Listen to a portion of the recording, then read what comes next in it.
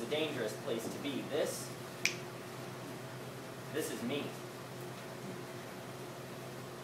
Some used to call me Pete the Heat.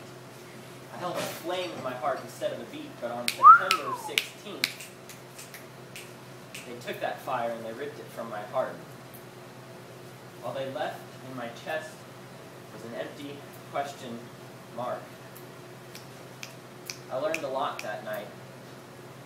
I burned a lot that night. And still to this day, I fall asleep in flames. So long. Pete the Heat. Faster than a huge lightning streak. When I was 16, I was the guy to beat. So that's what they did. Not one, not two, but three. With my face down on the concrete, 3 men pulled a knife to my throat and say, "This kid is to teach." Age 16. My friends jumped into the driver's seat, but 16 miles down the road, I tried to jump out. Out on the pavement, fast down on the route, I was determined to bail. The honor of a scout. I rode shotgun with 3 shotguns I could have swore were human. They made their names out of concrete, wore them war pinned to their coats. Named Get It Out. Get held me half out the side door by my shirt. I skimmed along the highway like a premature angel, damn near reborn 5 ounces too soon. I rode shotgun with 3 ghosts I could have sworn used to be guns. Get held me half out while it lectured in the back, said, "Kid, this highway haunts you more than I do. It has come to teach. Take notes. First, at 60 miles an hour, the next 16 miles of interstate will come to resemble bonfire smoke in color and taste. Since age 16, I've worn this gas mask in order to remove the gasoline stains already soaked well into my breath. Salah. Second, at 60 miles an hour, the human body, upon exiting its vehicle, will come to resemble a lit red and white candle wick. 16 minutes from now, medics will discover one such subject, rolled up, on fire, waist deep in red velvet and icing. Selah. Third, if you swallow 16 birthday candles, one by one, once a day, you will learn to stay always young and burnt to the ground in love. I am learning this the hard way on my own. I often wake coughing the exhaust of age 16, because 16 is an engine. Selah. Fourth, for the bronchial irritation, I will prescribe myself 2 packs of Marlboros a day and pretend each cigarette is a little more of the highway rolled up and sleeping between my lips. For 16 seconds, I will feel larger than the next 16 miles of I-10. Selah. Lesson 5. I've been talking to Brother Al since I was 16. We have a lot in common, both focusing on the one question he said really matters for too long. The question is whether or not to kill yourself. Brother Al splattered his gas on the ceiling with a .22, but I'm not ready to be a painter just yet. I have an arrow in my lung, and I just need air. Get it out. Salah. Lesson 6, like I said, I'm no painter. You see, I am a musician. My body resonates. My bones are shaking. They call it akathisia, and if you hold my humerus at fret 3, I swear it'll ring at a D. D for depression, darkness, disease. Get it out. Salah. Lesson 7, Brother Al calls me tone deaf, says that D I hear is really a C. C for crazy? Get it out, because I know that I'm crazy. I've been diagnosed as psychotic. My reality is hazy, but Brother Al says dig deeper. And that still sounds like a D to me, but I ask again. Crushed? Then lesson 8 hits me as I'm held up by Christ and clonazepam. The clonazepam is calming, but temporary. But Christ will make me complete. Christ will help me get it out. Lesson 9. You see, my eyes have now been raining for over 16 weeks. A good ghost once told me there is sugar in every storm. It's hard to see.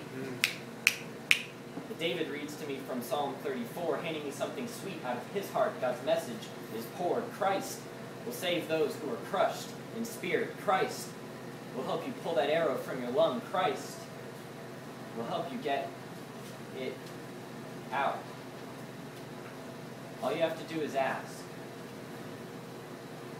Lesson 10. Maybe I'm not as tone deaf as I thought. I hear that C in my heart. Salah. 11. 16 is an engine. 16 is a city. A river walk beat up and swollen like a broke ankle. I know this well. I went through it. Salah. Lesson 12. I used to think that Jesus walked on a glass of water, and I saw it in a half-full kind of way, but the people of my church, well, they were bent to betray. I guess they had enough sheep and could let one go astray. Jesus walked on water, but you would sink. Monsignor Mike drops an anchor in his letter, tossing it in the river, shackled to me. You see, I was taught that my church was built on a riverbank, and that depression was no disease, just teen angst. I tried to get help, but all they gave me was more pain. In this church, you could see the river from the 16th pew. I used to stare out the stained glass windows, dying to prove that Jesus could walk on water, and that I could too. So with my tears, I flooded my room into a river. My bed, as its bank, 16 hours I laid, hoping to find just a drop of strength to stop thinking in a half-empty kind of way. Yeah. But when I looked down on the floor below, all I saw was a damp carpet and nowhere to go. So I tried again. I took a razor blade, and I opened my wrist, cutting deep and wide with a hope that this would be river enough. I was wrong again. My skin is tough, and it's hard to draw blood from a half-empty vein. I'm sorry you're in pain, but we have no space. Monsignor Mike now stabs in his letter 16 knives in my back, not showing his face. So my tune took a change. I said, fuck you. I'll walk on water or I'll drown in this place. Yes. Jesus walked on water, but you can not. Monsignor Mike finally hides a gun in his letter. Looking at those 16 knives in my back, he still takes his shot. Salah.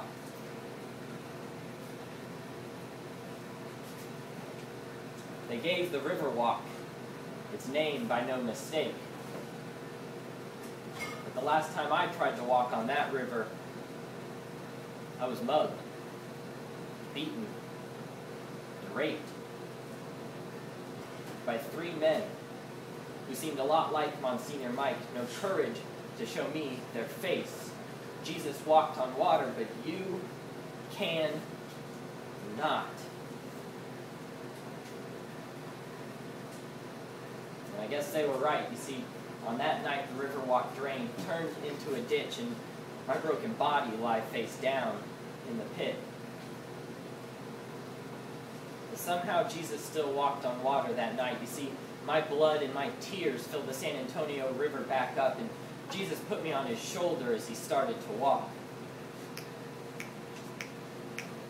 People always say Jesus bore a cross for our sins, but on that night, it was my broken body that he bore, and on top of my blood and my tears, he bore me, the cross. So Monsignor Mike, maybe you're right. I cannot walk on water, but I sure as hell can be carried by Christ. It's a lot. 13. In 16 days the next rain will come. Medics will find me in the shape of a